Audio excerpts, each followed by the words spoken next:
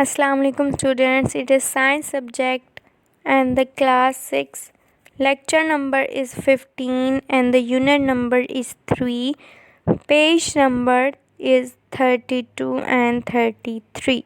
In the previous lecture we read about that how leaf is suited for photosynthesis. Leaf में क्या है, flat है, thin है, stomata है ज़्यादा और जो मीज़ोफिल सेल हैं वो ज़्यादा हैं, वेस्कुलर बंडल हैं। ये सारे जो पॉइंट्स हैं ये इस चीज़ को शो करते हैं कि लीफ जो है वो फोटोसिंथेसिस के लिए बिल्कुल सूटेड है। नेक्स्ट हमने रेस्पायरेशन पढ़ा था कि रेस्पायरेशन वो प्रोसेस है जिसमें ऑक्सीजन और ग्लूकोज को यूज़ किया जाता है for the production of energy. जो रेस्पायरेशन है वो माइटोकॉन्ड्रिया में होती है और डे नाइट होती है, कंटिन्यू प्रोसेस है। इसके बाद हमने फोटोसिंथेसिस और रेस्पायरेशन को कंपेयर किया था। आज हम यूनिट नंबर 3 का बुक वर्क करेंगे। यूनिट नंबर 3 का बुक वर्क है right the proper word against each term. एक स्टेटमेंट दी गई है, उसके अगेंस्ट आपने एक टर्म लिखनी है। The process of production of energy by using glucose and oxygen, वो प्रोसेस जिसमें ग्लूकोज और ऑक्सीजन को यूज़ किया जाता है और एनर्जी बनाई जाती है, it is the respiration. The second is the outer protective layer of leaf. Leaf की जो बाहर वाली कवरिंग, चाहे वो आप ऊपर वाले सरफेस से देखें या नीचे वाले से, वो कवरिंग एपिडर्मिस होती है। The process of making food by using water and carbon dioxide is called photosynthesis. वो प्रोसेस जिसमें वाटर और कार्बन डाइऑक्साइड को यूज़ किया जाता है और फूड प्रिपेयर की जाती है, वो है photosynthesis. 4 is green pigment in plants. Plants में वो ग्रीन पिगमेंट जिसको यूज़ किया जाता है फूड बनाने के लिए, that is chlorophyll. 5th one is opening in leaf. Leaf में वो स्ट्रक्चर जो ओपन होता है, that is only stomata. Next are the MCQs. Circle the letter of the best answer. First one is stomata open to allow dash the plant. Sugar into? No. Sugar out? No. Sugar से link नहीं है। Carbon dioxide into? yes. Carbon dioxide जो है वो stomata के through inside move करेगी, into move करेगी। Second is products of photosynthesis are. Photosynthesis में कौन कौन सी चीज़ें बनती हैं? A is carbon dioxide and water. No, these are the reactants in the reaction of photosynthesis, not the product. Hydrogen and water, hydrogen तो नहीं बनती, ना ही वाटर बनता है। Glucose and carbon dioxide, glucose तो प्रोडक्ट है लेकिन कार्बन डाइऑक्साइड प्रोडक्ट नहीं है, कार्बन डाइऑक्साइड रिएक्टेंट है। D is glucose and oxygen, this is the correct answer. Glucose and oxygen are the products of photosynthesis.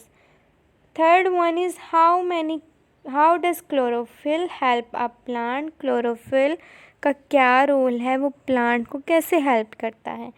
इसका answer है first वाला, it absorbs light energy in photosynthesis. इसका काम है कि इसने लाइट को ट्रैप करना है, ये लाइट को एब्जॉर्ब करना है। 4 one is which is correct for leaves to make food.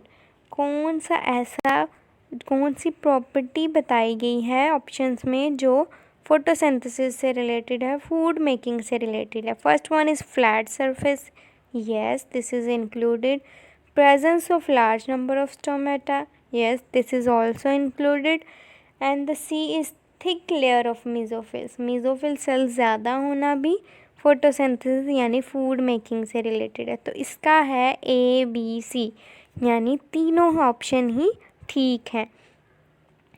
Respiration takes place in dash of cells. Respiration कौन से पार्ट में परफॉर्म हो रही होती है, ये प्रोसेस कौन से पार्ट में अकर हो रहा होता है, that is mitochondria. Next is the label the diagram. Labelling है, ये अपर एपिडर्मिस है, ये लोअर एपिडर्मिस है, ये मीज़ोफिल सेल है, ये वेस्कुलर बंडल है और ये स्टोमेटा है। और ये डायग्राम कौन सी है, internal structure of leaf. Identification भी करनी है। आइडेंटिफिकेशन में क्या लिखेंगे, इंटरनल स्ट्रक्चर ऑफ लीफ, और फिर ये सारी आपने लेबलिंग कर देनी है। Here is the concept map. Complete the concept map using following words. आपने ये वर्ड्स यूज़ करने हैं और कॉन्सेप्ट मैप को फिल करना है। यहाँ पे एक उन्होंने फिल कर दिया है, एनर्जी लिख दिया था। एनर्जी चूँकि रेस्पायरेशन में बनती है तो इसकी स्टार्टिंग में हम रेस्पायरेशन लिख देंगे। दूसरी प्रोडक्ट जो होती है वो कार्बन डाइऑक्साइड होती है, तो साथ में कार्बन डाइऑक्साइड लिख देना है। इस साइड पे फोटोसिंथेसिस है और साथ में दो प्रोडक्ट्स हैं, ग्लूकोज और oxygen. Next is write following short question on your notebook.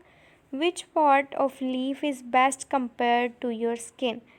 Skin कौन सी कवरिंग है, आउटर कवरिंग है और इसका काम है प्रोटेक्ट करना। तो epidermis of leaf is best compare to our skin because it protect outside of shoot as upper and lower epidermis. Gas exchange take place through pores in epidermis. हमारी skin ने भी प्रोटेक्ट करना होता है, gas का exchange करवाना होता है और एपिडर्मिस का भी यही फंक्शन है। What is the one cause of oxygen being found in the air? The one cause of oxygen found in the air is plants. Plants convert carbon dioxide into oxygen using photosynthesis. Air में जितनी भी oxygen मौजूद है वो photosynthesis की वजह से है और फोटोसिंथेसिस प्लांट्स में होती है। तो जो रीज़न है, कॉज है ऑक्सीजन का, वो है plants. What would happen if there was no carbon dioxide in the air. Carbon dioxide नहीं होगी तो रेस्पायरेशन नहीं होगी और रेस्पायरेशन स्टॉप हो जाएगी। Why is it important that leaves on stem are arranged so they do not overlap too much. वो कौन सी रीज़न है जिसकी वजह से लीफ ओवरलैप नहीं करते, एक दूसरे के ऊपर नहीं आते, राउंड ऑफ नहीं होते। The leaves on the stem do not overlap too much as they have to trap solar energy for photosynthesis. Leave इसलिए जो हैं वो ओवरलैप नहीं करते क्योंकि उन्होंने सनलाइट को एब्जॉर्ब करना है। In this way all leaves get equal sunlight. आपने लेक्चर को सुनना है, अपना बुक के ऊपर ही सॉल्व कर लेना है और ये क्वेश्चंस नोटबुक पे लिख लेने हैं और याद कर लेने हैं।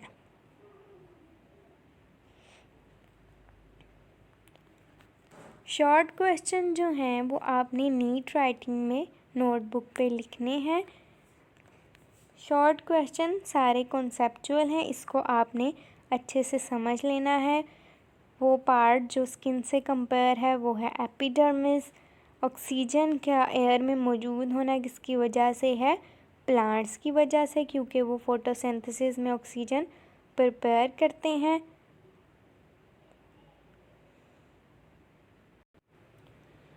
उसके बाद ये कॉन्सेप्ट है कि अगर कार्बन डाइऑक्साइड एयर में से ख़त्म हो जाए, मौजूद ना हो, तो क्या होगा। अगर कार्बन डाइऑक्साइड नहीं होगी तो रेस्पायरेशन नहीं होगी। प्लांट्स में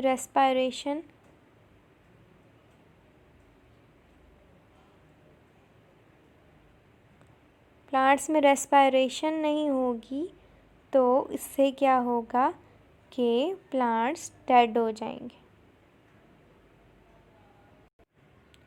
यहाँ पे एक टर्म करेक्ट कर लें, कार्बन डाइऑक्साइड नहीं होगी तो फोटोसिंथेसिस नहीं होगी। फोटोसिंथेसिस ना होने की वजह से फूड प्रिपेयर नहीं होगी और प्लांट डेड हो जाएंगे और प्लांट के डेड होने से पूरा सिस्टम ख़राब हो जाएगा। कार्बन डाइऑक्साइड जो है वो फोटोसिंथेसिस का रिएक्टेंट है। कार्बन डाइऑक्साइड होगी तो फोटोसिंथेसिस होनी है, नहीं होगी तो फोटोसिंथेसिस स्टॉप हो जाएगी, क्योंकि कार्बन डाइऑक्साइड और वाटर, क्लोरोफिल, लाइट सब इक्वली नीडेड है। इनमें से एक भी मिस होता है तो फोटोसिंथेसिस रुक जाएगी। Why is it important that the leaves on stem are arranged so they do not overlap too much? Leaves overlap नहीं करेंगे, एक दूसरे के ऊपर नहीं आते या कर्ल नहीं होते, क्योंकि उन्होंने सनलाइट को एब्जॉर्ब करनी है। जितना वो लाइट में एक्सपोज होंगे उतनी ज़्यादा वो लाइट ट्रैप करेंगे। तो इसलिए प्लांट्स में लीव्स ओवरलैप नहीं करते ताकि सारे लीव्स इक्वली सनलाइट ऑब्टेन कर सकें। So this was today's lecture.